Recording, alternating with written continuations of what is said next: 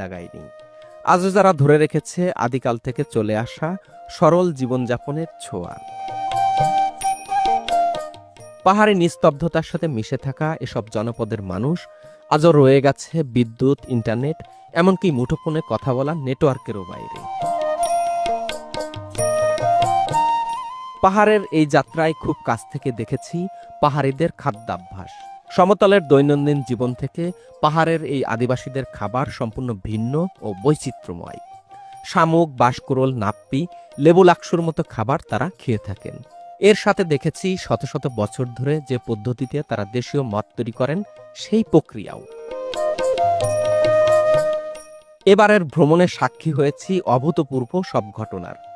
যেমন ফসল ঘরে তোলার আগে যেসব ধর্মীয় রীতিনীতি তারা অনুসরণ করেন, আর দেখেছি পাহাড়ের ঢালে কিভাবে জীবনের ঝুঁকি নিয়ে জুম চাষ করা হয়। টানা 10 দিন পাহাড়ে থাকার সুবাদে দেখেছি মারমা, তঞ্চঙ্গা, টিপে শহরে আসতে হলে রওনা দিতে হয় ভোরের আলো ফোটার অনেক আগেই।